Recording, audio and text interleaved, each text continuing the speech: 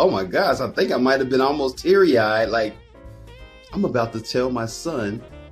I tell you what, guys, I got a little Christmas story. And it's not the regular Christmas story. So kids, I'm going to give you about 5 seconds.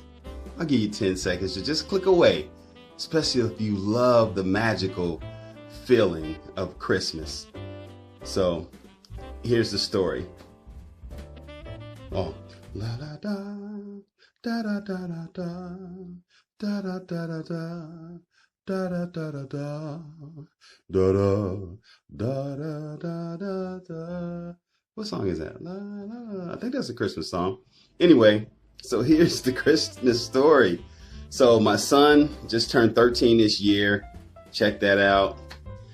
It's a wonderful thing, man. It's incredible having a teenage son. I remember I used to think about having a teenage son, doing things with him, just things that you can't do with an infant son. And this week we had some great things. He already films me, so we could do that at 12. You know, we definitely go on walks. We don't do a lot of sports yet, especially this year. He's actually helped me do some landscaping. So he's definitely growing up about 4 inches shorter than me. So he'll be taller than me probably by next year. But anyway, that's not what this story is about, guys. So I'm going to cut to the chase. I told my wife a few years ago that I didn't want to play the Santa game for so long. So you know where I'm headed. And if you love the magical feeling of Christmas, you may want to get off right now. But I told my wife, but you know, she went with it. She loves it. She loves the magical feeling of Santa. We know the reason for the season. We know things about Christmas, truth about Christmas that we love, and some things that we don't understand. And I asked my wife that I don't want to string them along too long. And then, you know, what's so funny is I heard a comedian, I think it was Kevin Hart, I'm not sure, but I heard a comedian spoke about when should you tell your son or your daughter about Santa. You don't want to tell him to be the first one, so he's telling everybody, and you don't want him to be the last one, so it's like, duh. So, you know, you never know when, but I asked my wife to introduce it to him. I never really interfered.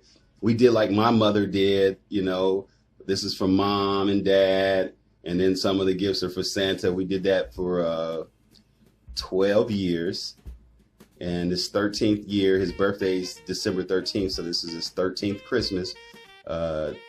12 days right after. Oh, 12 days of Christmas. So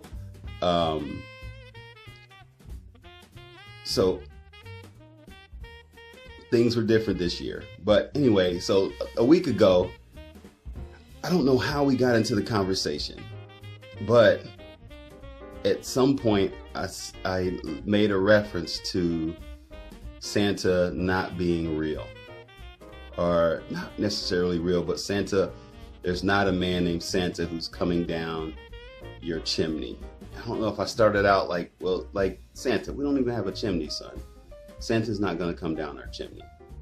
And it was so crazy because my son looked at me, whatever that little statement I made, we were looking at his video game. He was just trying to get his account back. Somebody hacked his Fortnite account.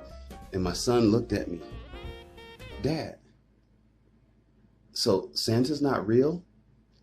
And my heart just is like erupted, like, oh my gosh, I think I might have been almost teary-eyed. Like, I'm about to tell my son that Santa's not real. But I knew I had to, so I paused for a few seconds and I said, son, no, Santa's not real. And then it was like, what? And so I had to explain it to him, and he had a few more questions. But I said, Santa is a great story, but there's no man that comes down your chimney to bring you toys.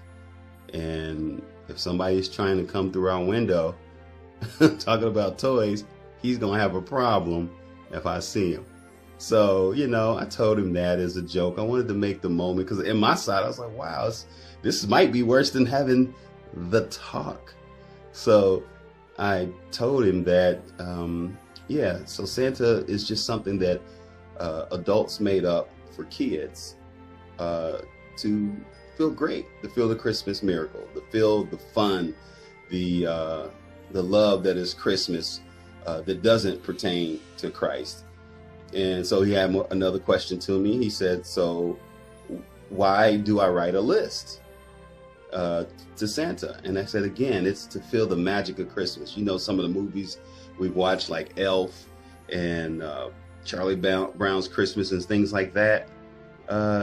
It's just something that you could feel excitement, you know, and I felt excitement. I said my mom did the same thing. She said Santa until, I don't know if she actually told me, but I was old enough to know. And then when I saw Santa on the box, I just knew, hey, Santa gave me this gift. But I knew he wasn't a man. We left cookies, and like Daniel and his mom, Danielle, listen to her sing a little bit. Go ahead, girl. Here we are as in olden days, happy golden days o'er yore. Faithful friends who are dear to us, gather near to us once more. I know they like to leave cookies for Santa. This is the first year they didn't. And he had another list for me. Well, if I'm finished, he said, so where does my list go? And I said, you know, that's just something, again, to get with the Christmas spirit. And he asked about coal in the stockings. He's like, so bad kids don't get coal in their stockings? And I said, well, again, that might have been an urban myth or legend or something that a coal miner's town did for their kids to make them act right. I didn't know the history, so I told him, I guarantee you, most kids don't receive coal in their stockings. So, you know, I think he had a few more questions for me, but it was just more of a, but that initial shock of Santa is not real? Wait, hold up. Santa's not real. And sometimes I've seen my son fool me like, oh yeah, Dad, I'm paying attention to you. Yeah, whatever. But when he did this look, I could see the look in his eyes. He was totally real. Like, Santa's not real? And then he talked about some of the kids on his game last year saying Santa's not real.